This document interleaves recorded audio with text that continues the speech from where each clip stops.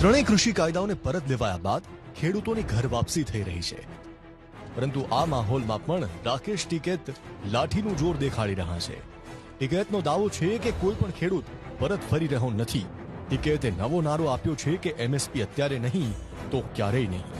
गलतफहमी में कोई ना रहे, गलतफहमी नहीं, क्योंकि गलतफहमी पालनी नहीं चाहिए, वो खामखा दिमाग को खराब करें. गलतफहमी कोई ना पड़े, नया सरकार पड़े, नए प्रशासन पड़े, अपनी तैयारी जो इनकी है उसको अपना बादस्तूर जारी रखे. कोई कहीं नहीं जा रहा. एमएसपी अब नहीं तो कभी नहीं. આમ તો ખેડૂતોની 6 માંગણી છે, પરંતુ એમએસપી ગેરંટી કાયદો અને ખેડૂતોના કેસ પરત ખેંચવાના મુદ્દે કોઈ પણ સમજૂતી કરવા માટે તૈયાર નથી. बहुत नजदीक आ रही मुकदमे है, ये वापसी हो जा. ये जो ट्रैक्टर की टूट फूट हो रही, ट्रैक्टर 150 के करीब ट्रैक्टर वहां बंद है, वे इज्जत के साथ में. ये नहीं कोई हम भीख नहीं मांग रहे. हरियाणा के मुकदमे है 55,000. हरियाणा के किसानों को छोड़कर कोई नहीं जानेगा, और पूरे देश में है ये मुकदमे. भारत सरकार इनको वापसी लेगी, एमएसपी पे गारंटी कानून बताएगी. उसका लाभ हानि सरकार को बताना पड़ेगा कि एमएसपी देने से किसान को नफा या नुकसान है. अगर एमएसपी देने से किसान को नुकसान है तो नुकसान बताओ. એમએસપી ગેરંટી કાયદાનો નિર્ણય કેન્દ્ર સરકારે લેવાનો છે અને પીએમ મોદી પહેલા જ એમએસપી કમિટી બનાવવાની જાહેરાત કરી ચૂક્યા છે. ખેડૂતોને પણ ખબર છે કે એમએસપી એવો મુદ્દો નથી કે જેના પર તુરંત નિર્ણય લેવામાં આવે. જ્યાં સુધી વાત ખેડૂતોના પરત ફરવાની છે તો પંજાબ સરકાર પહેલેથી જ કેસ પરત લેવાની જાહેરાત કરી ચૂકી છે.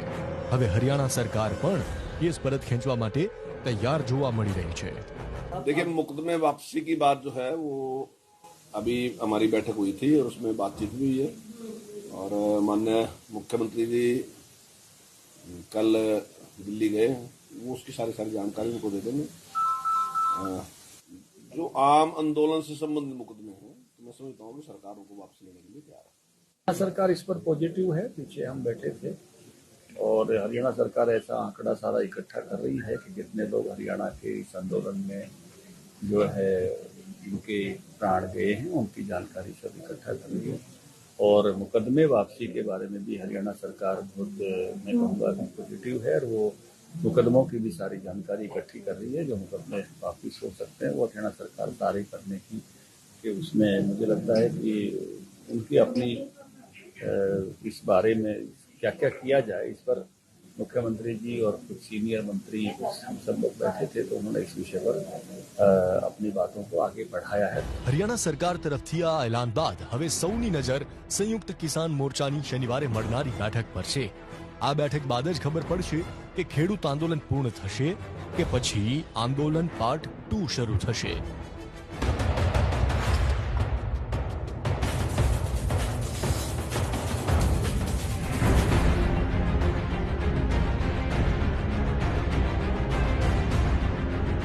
કોંગ્રેસ નેતા રાહુલ ગાંધીએ શુક્રવારે ખેડૂતોના બહાને ફરી કેન્દ્ર સરકાર પર નિશાન સાધ્યું. આ વખતે તેમણે આંદોલન દરમિયાન ખેડૂતોના મોતનો મુદ્દો ઉઠાવ્યો. પાર્ટી હેડક્વાર્ટર્સમાં પ્રેસ કોન્ફરન્સ કરીને તેમણે કહ્યું કે થોડા દિવસ પહેલા સંસદમાં એક સવાલ પૂછાયો હતો કે કેન્દ્ર સરકાર આંદોલન દરમિયાન માર્યા ગયેલા 700 ખેડૂતોના પરિવારોને આર્થિક સહાય કરશે કે નહીં, જેનો જવાબ મળ્યો કે તેમની પાસે એવા ખેડૂતોનો કોઈ રેકોર્ડ જ નથી. રાહુલે કહ્યું કે કોરોનામાં કેટલા લોકો માર્યા ગયા અને કેટલાક ખેડૂતો મર્યા તેનો રેકોર્ડ સરકાર પાસે નથી. તેનું કારણ છે કે તમે લોકો આમના પરિવારને વળતર આપવા નથી માંગતા. જ્યારે તેઓ શહીદ થયા તો તમે ગૃહમાં 2 મિનિટનું મૌન વ્રત પણ ન રાખ્યું. જો તેઓ ઈચ્છે તો અમારી પાસેથી લિસ્ટ લે અને 700 પરિવારને વળતર આપે. રાહુલ ગાંધીએ એમ પણ કહ્યું કે પંજાબ સરકારની પાસે 403 નામ છે. અમે તેમને 5 લાખ રૂપિયાનું વળતર આપ્યું છે. 152 લોકોને અમે નોકરી આપી છે અને બાકીના લોકોને પણ આપીશું. અમારી પાસે 700 માંથી 500 નામ છે, જે લિસ્ટ અમે સરકારને આપી. 100 નામ પંજાબની બહારના છે, બાકીના નામ અમારી પાસે પબ્લિક રેકોર્ડમાંથી છે. અમે તે અંગેની યાદી સોમવારે સંસદમાં રાખીશું. એની તપાસ કરીને સરકાર 700 લોકોને વળતર આપે. રાહુલે કહ્યું કે મને નથી લાગતું કે સરકાર ખેડૂતોની માંગને સ્વીકારશે. તેમના ઈરાદા જ યોગ્ય નથી. આ પહેલા સોશિયલ મીડિયા પર પ્રધાનમંત્રી નરેન્દ્ર મોદીને 5 સવાલો પૂછ્યા, જેમાં લખીમપુર કાંડથી લઈને એમએસપી કાયદા સુધીનો જવાબ માંગ્યો. રાહુલે પૂછ્યું કે જ્યારે પીએમ કૃષિ વિરોધી કાયદા બનાવવા માટે માફી માંગી તો સંસદમાં જણાવો કે પ્રાયશ્ચિત કઈ રીતે કરશો. લખીમપુર મામલે મંત્રીને બરતરફ ક્યારે કરશો? શહીદ કિસાનોને વળતર ક્યારે અને કેટલું મળશે? સત્યાગ્રહીઓ વિરુદ્ધ ખોટા કેસ પરત ક્યારે થશે? एमएसपी पर कायदो क्यारे आवशे?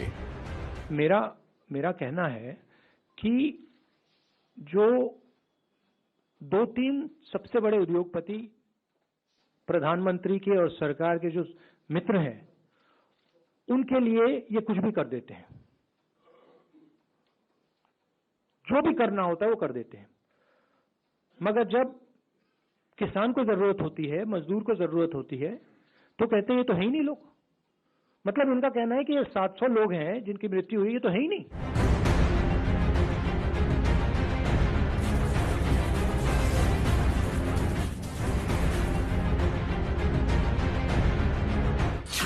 ઓમિક્રોનના નવા રિપોર્ટે વધારી ચિંતા. આફ્રિકાના 9માંથી 5 રાજ્યોમાં ઓમિક્રોન. કોરોનાથી સાજા થયેલા લોકોને ફરી સંક્રમિત થવાનું જોખમ 3 ગણું વધુ. કોરોના વાયરસના નવા વેરિયન્ટ ઓમિક્રોન વિશે દક્ષિણ આફ્રિકાનો એક નવો રિપોર્ટ સામે આવ્યો છે. SACEMA અને NICD તરફથી અમુક સેમ્પલ ભેગા કરી એના એનાલિસિસના આધારે આ રિપોર્ટ તૈયાર કરવામાં આવ્યો છે. દક્ષિણ આફ્રિકાએ નવેમ્બરના અંતથી જ આ વાયરસ વિશે દુનિયાને એલર્ટ કરવાનું શરૂ કરી દીધું છે. આ નવા એલર્ટ વિશે સમગ્ર દુનિયામાં ચિંતાનો માહોલ છે. ભારતમાં પણ ઓમિક્રોનના 2 કેસ મળ્યા છે. આ બંને કેસ કર્ણાટકમાં આવ્યા છે અને એમાંથી એક દર્દી તો UAE પણ જતો રહ્યો છે. હવે દક્ષિણ આફ્રિકાના પ્રાથમિક ડેટાના આધારે એક રિપોર્ટ રજૂ કરવામાં આવ્યો છે, જેમાં ઓમિક્રોન વિશે ઘણા ખુલાસા કરવામાં આવ્યા છે. આ રિપોર્ટને મેડિકલ પ્રી પ્રિન્ટ સર્વર પર અપલોડ કરવામાં આવ્યો છે. જોકે હજી આ રિપોર્ટની સમીક્ષા કરવામાં નથી આવી. રિપોર્ટમાં 27 નવેમ્બર સુધી કોવિડ પોઝિટિવ થયેલા 28 લાખ લોકોમાં 35,670 લોકો ફરી સંક્રમિત થયા હોવાની માહિતી છે. કોવિડથી સંક્રમિત થયાના 90 દિવસમાં જો કોઈ વ્યક્તિનો રિપોર્ટ ફરી પોઝિટિવ આવે તો તેને રીઇન્ફેક્શન માનવામાં આવે છે. ઘણા વૈજ્ઞાનિકો પહેલા જ કહી ચૂક્યા છે કે ઓમિક્રોન વેરિયન્ટથી સ્પાઇક પ્રોટીનમાં વધારે મ્યુટેશન છે, જેના કારણે વધારે લોકો સંક્રમિત થઈ રહ્યા છે. દક્ષિણ આફ્રિકાના ડોક્ટરે પહેલા કહ્યું હતું કે તેમને ઓમિક્રોન મામલે સામાન્ય બીમારીના લક્ષણો મળ્યા છે, પરંતુ વૈજ્ઞાનિકો કહે છે કે હાલ કહેવું મુશ્કેલ છે કે ઓમિક્રોન આગામી સમયમાં કેવી મુશ્કેલી ઊભી કરી શકે. ઓમિક્રોનના લક્ષણ ખૂબ સામાન્ય છે, કારણ કે મોટાભાગના કેસમાં નાની ઉંમરના લોકોના રિપોર્ટ કરવામાં આવ્યા હતા, પરંતુ હવે મોટી ઉંમરના લોકો પણ આ વેરિયન્ટનો શિકાર બની રહ્યા છે.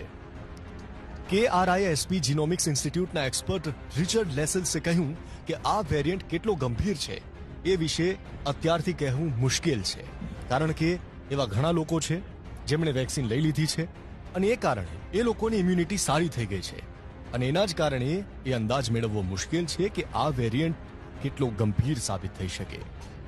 યુરોપિયન એક્સપર્ટનું કહેવું છે કે ઓમિક્રોન સાઉથ આફ્રિકામાં ખૂબ ઝડપથી ફેલાઈ રહ્યું છે અને ટૂંક સમયમાં યુરોપ પણ એની ઝપેટમાં આવી જશે. ત્યાર પછી દુનિયાની દરેક ભીડવાળી જગ્યા પર આના કેસ મળશે, કારણ કે સંક્રમણ ફેલાવાની ઝડપમાં આ વાયરસ ડેલ્ટા કરતાં પણ વધારે ઘાતક છે. અત્યાર સુધી એ 25 દેશમાં અને 5 મહાદ્વીપમાં ફેલાઈ ગયો છે. 2 વર્ષથી મહામારી સામે લડતા દેશો જેને રિકવરીની આશા છે એ નવી લહેરની ઝપેટમાં આવી શકે છે.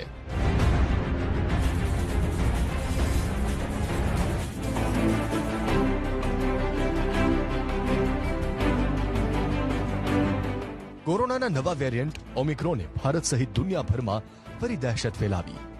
એક બાદ એક તમામ દેશ હવે પ્રતિબંધ લગાવવા મજબૂર છે. જરૂરી છે કે તમે રોગને સારી રીતે સમજી લો, ઓમિક્રોનના લક્ષણોને ઓળખી લો. ઓમિક્રોનથી પીડિત દર્દીઓના ગળામાં ખારાશ સૌથી વધુ જોવા મળે છે. તેની સાથે વાયરસના આ વેરિયન્ટથી પીડિત લોકોને ખૂબ વધુ થાકનો અહેસાસ થાય છે. જો કે કોરોનાના બીજા વેરિયન્ટની જેમ આ વેરિયન્ટથી પીડિત લોકોની સ્વાદ અને સૂંઘવાની શક્તિ જતી નથી. આમાં ઓક્સિજન લેવલમાં પણ ખૂબ મોટો ઘટાડો નથી થતો.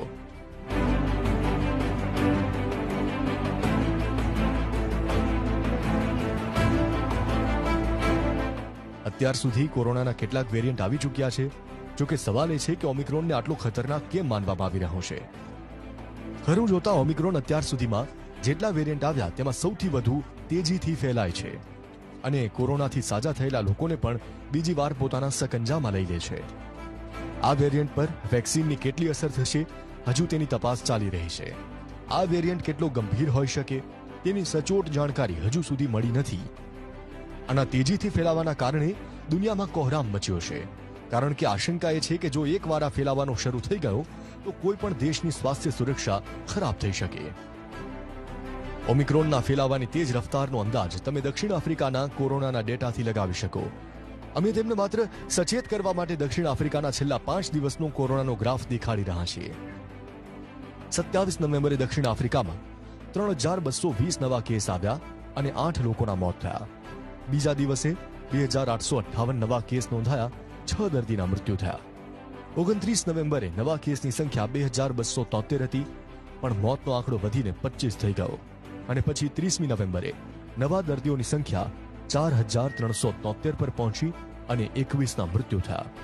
જ્યારે 1 ડિસેમ્બરે નવા દર્દીઓની સંખ્યા વધીને 8561 થઈ, જ્યારે મૃત્યુઆંક 28 થયો. ઓમિક્રોનના ખતરાનો સામનો કરવા માટે ભારત સરકારે ગાઈડલાઈન જાહેર કરી છે, જેનું પાલન કરવું જરૂરી છે. જેમાં મોટાભાગની વાતો તો આપણે જાણીએ છીએ, છતાં પણ તમને ફરી એકવાર યાદ અપાવી દઈએ. સૌથી જરૂરી છે કે જો રસી નથી લીધી તો તુરંત રસી લઈ લો. જો એક ડોઝ લીધો છે અને બીજો ડોઝ બાકી છે તો સમય આવે ત્યારે જરૂર લો. માસ્ક ફરજિયાત પહેરો, સોશિયલ ડિસ્ટન્સનું પાલન અવશ્ય કરો. સાથે જ થોડા સમયે હાથ ધોતા રહો કે સેનિટાઈઝરનો ઉપયોગ કરો. ઓમિક્રોન ખૂબ ઝડપથી ફેલાઈ રહ્યો છે, પરંતુ અત્યાર સુધીના અભ્યાસ પરથી એ વાત જરૂર ખબર પડી ગઈ છે કે તેના લક્ષણો વધુ ખતરનાક નથી. તો દર્દીઓ પણ ઝડપથી સાજા થઈ રહ્યા છે. તેમ છતાં તેને લઈને જો લાપરવાહી રાખશો તો જોખમી સાબિત થઈ શકે છે.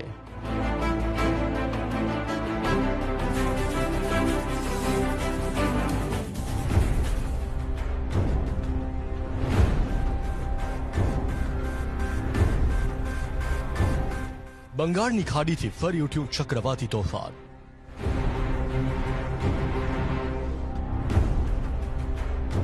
શનિવારે આંધ્રપ્રદેશના તટથી ટકરાશે જવાદ.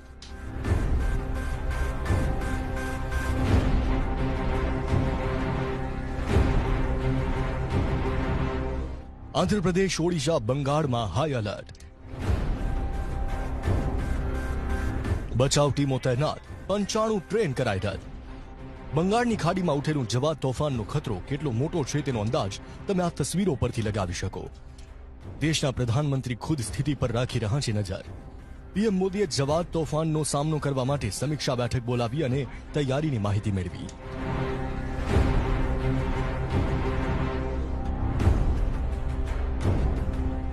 આ બેઠકમાં કેબિનેટ સચિવ રાજીવ ગાઉબા અને એનએસએ અજીત ડોભાલ સહિત કેટલાય વરિષ્ઠ અધિકારી સામેલ થયા. મોસમ વિભાગના અનુમાન પ્રમાણે જવાદ તોફાનના તટથી ટકરાયા પછી શનિવારે સવારે હવાની ગતિ 100 કિલોમીટર પ્રતિ કલાક સુધી હોઈ શકે. તેનાથી આંધ્રપ્રદેશ, ઓડિશા અને પશ્ચિમ બંગાળના દરિયાકાંઠાના જિલ્લામાં ભારે વરસાદ થવાની આશંકા વ્યક્ત કરાઈ છે. જવાદના ખતરાને જોતા ગજપતિ, ગંજમ, પુરી, જગતસિંહપુરમાં રેડ એલર્ટ અપાયું, જ્યારે બાકીના 7 જિલ્લાઓ જેમાં કેન્દ્રપાડા, કટક, ખુર્દો, નયાગઢ, કંધમાલ, રાયગડા, કોરાપુટ જિલ્લામાં ઓરેન્જ એલર્ટ જાહેર કરવામાં આવ્યું છે. જવાદ તોફાનને લઈને ગૃહ મંત્રાલય પણ 24 કલાક સ્થિતિની સમીક્ષા કરી રહ્યું છે. તમામ દરિયા કિનારાના રાજ્યોમાં એનડીઆરએફની કુલ 29 ટીમો પહેલેથી જ તૈનાત કરી દેવાઈ, જ્યારે 33 એનડીઆરએફની ટીમને સ્ટેન્ડ બાય રાખવામાં આવી છે. માછીમારોને સત્વરે કિનારા પર પરત ફરવા માટેની સૂચના આપી દેવામાં આવી છે. તોફાનની સ્થિતિનો સામનો કરવા માટે ભારતીય તટરક્ષક દળ અને નૌસેનાએ જહાજ તેમજ હેલિકોપ્ટર તૈનાત કર્યા છે. જરૂર પડશે તો ભૂમિદળ અને વાયુસેનાની પણ મદદ લેવામાં આવશે.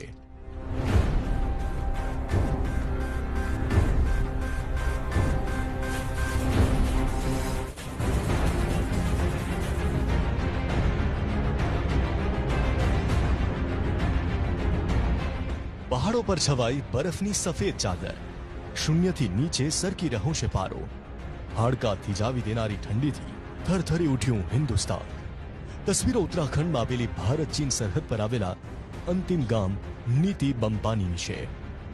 જુઓ કેવી રીતે ઘાટીમાં બરફની ચાદર છવાઈ ગઈ. ઠંડી વધી રહી છે. ઠંડીના દરથી ગામવાળા ઘાટી છોડીને રાહત મેળવવા માટે નીચેના વિસ્તારોમાં જઈ રહ્યા છે. અહીં પારો શૂન્યથી નીચે જતો રહ્યો.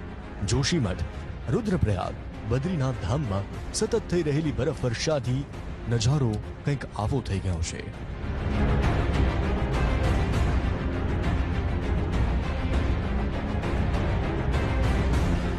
સટોપંથ નરનારાયણ હેમકુંડ સાહિબની ટોચ પર જબરદસ્ત બરફ વર્ષા થઈ રહી છે. તો આ તરફ હિમાચલમાં ભારે વરસાદ અને બરફ વર્ષાનું એલર્ટ જાહેર કરવામાં આવ્યું છે.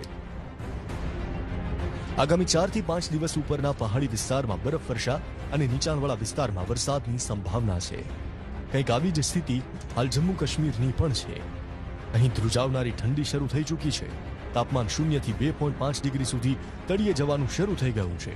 સામાન્ય રીતે આવી કડકડતી ઠંડી ડિસેમ્બરના ત્રીજા અઠવાડિયામાં શરૂ થઈ જાય છે. 4 ડિસેમ્બરથી 6 ડિસેમ્બરની વચ્ચે ભારે વરસાદની સંભાવના છે. 5 ડિસેમ્બરથી મધ્યમ બરફ વર્ષા અને હલકી બરફ વર્ષાની ચેતવણી છે. કુપવાડા, બારામુલા, બાંદીપુરા, શોપિયા અને ગાંદરબલ જિલ્લામાં બરફ વર્ષાની આશંકા છે. હવામાન વિભાગના મતે 6 થી 9 ઇંચ સુધી બરફ પડી શકે છે. મોસમના બદલાયેલા મિજાજની અસર મેદાની વિસ્તારમાં પણ જોવા મળી રહી છે. દિલ્હી અને આસપાસના સામાન્ય વરસાદ બાદ ઠંડી વધી ગઈ. મોસમ વિભાગના મત અનુસાર દિલ્હીમાં 5 અને 6 તારીખે વરસાદની સંભાવના છે, તો 7 તારીખે તાપમાનમાં મોટો ઘટાડો જોવા મળશે.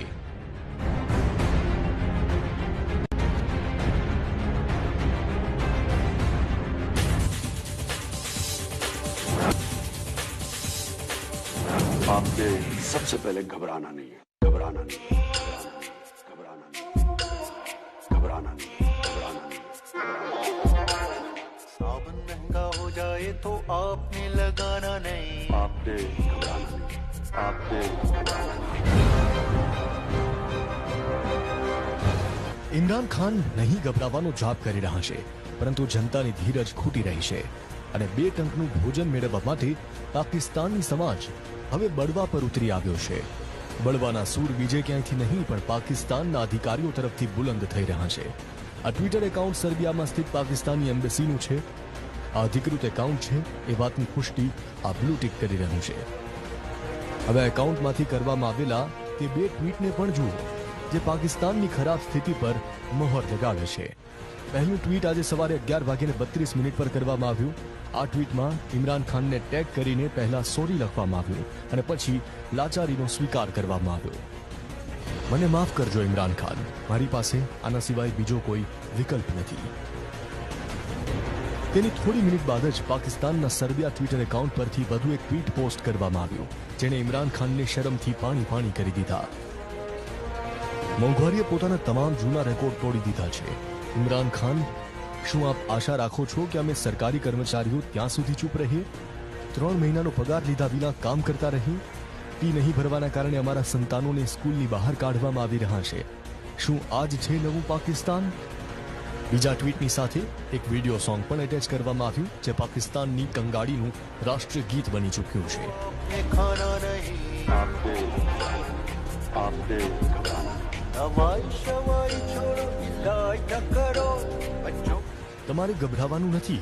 આ ગીત આશરે 1 વર્ષ પહેલા આવ્યું હતું, પણ પાકિસ્તાનની સ્થિતિ પર એટલું ફિટ બેસે છે કે આ ગીત મારફત લોકો પોતાનો ગુસ્સો ઇમરાન ખાન સામે કાઢી રહ્યા છે. लोरी देने दो कौम को जगाना नहीं, आपने आपने घबराना नहीं. ગીત સાથે પાકિસ્તાન ઇન સર્બિયા એકાઉન્ટે પણ પોતાનું દર્દ રજૂ કર્યું. પાકિસ્તાની અધિકારીઓનું આ દર્દ સોશિયલ મીડિયા પર ખૂબ વાયરલ થયું, પરંતુ આશરે 2 કલાક બાદ પાકિસ્તાન ઇન સર્બિયા વેરીફાઈડ એકાઉન્ટે 2 ટ્વીટ ડિલીટ કરી દીધા. ત્યારબાદ પાકિસ્તાનના વિદેશ મંત્રાલયે ટ્વીટ પર સ્પષ્ટતા આપતા લખ્યું કે સર્બિયામાં સ્થિત પાકિસ્તાન એમ્બેસીનું ટ્વિટર, ફેસબુક અને ઇન્સ્ટાગ્રામ પેજ હેક થઈ ગયું હતું. બંને પોસ્ટ પાકિસ્તાન ઇન સર્બિયા એકાઉન્ટથી પોસ્ટ કરવામાં આવી નહોતી. આંતરરાષ્ટ્રીય ક્ષેત્રે આબરૂના ધજાગરા ઉડ્યા બાદ પાકિસ્તાન આ હરકતને હેકનું નામ આપીને ડાઘને મિટાવી રહ્યું છે, પરંતુ એ હકીકતનું શું જે પાકિસ્તાન છુપાવવા ઈચ્છે છે પણ છુપાવી નથી શકતો? સપ્ટેમ્બર 2021 સુધી પાકિસ્તાન 50 ટ્રિલિયન રૂપિયાના દેવામાં ડૂબ્યું છે. પાકિસ્તાની અડધાથી વધુ જનતાને 2 ટંકનું ભોજન પણ નથી મળતું. IMF, વર્લ્ડ બેંક સહિત કેટલાક અન્ય દેશો પાસેથી પાકિસ્તાન ઉધાર નાણાં લીધા છે. હવે પાકિસ્તાની વિદેશ મંત્રાલય ભલે ટ્વીટ કરીને ઇન્ટરનેશનલ બેઇજ્જતીથી બચવાની કોશિશમાં લાગ્યું હોય, પરંતુ પાકિસ્તાનની ગરીબીનું સત્ય સાર્વજનિક છે. વર્ષ 2018માં સત્તામાં આવ્યા પછી ઇમરાને એક નવા પાકિસ્તાનનો નારો આપ્યો હતો, પરંતુ જનતા સમજી ચૂકી છે અને તેથી આ ગીત ગાઈ રહી છે। लोरी देने दो कौम को जगाना नहीं, आपने घबराना नहीं, आपने घबराना नहीं, बेड़ा गर्क हो जाए पर आपने पछताना नहीं। आपने घबराना नहीं, आपने घबराना नहीं।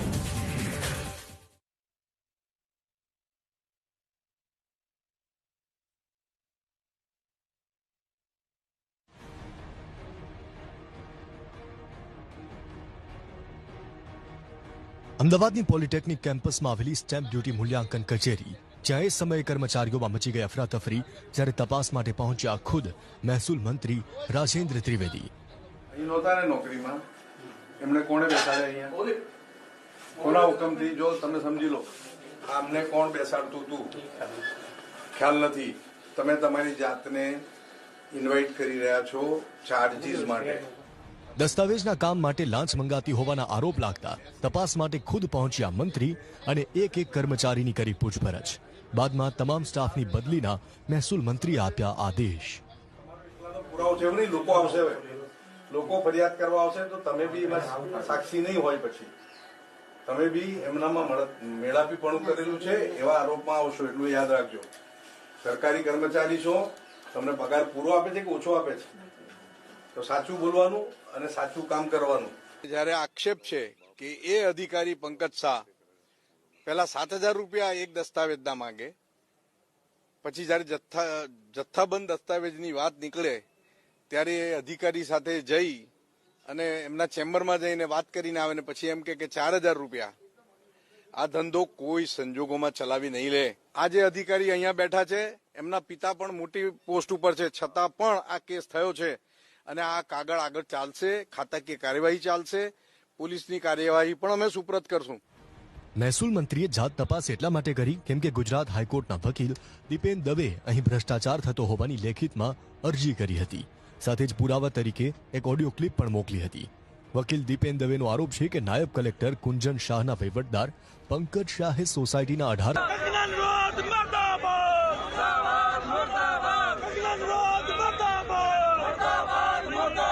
કંગના પર થયો છે હુમલો।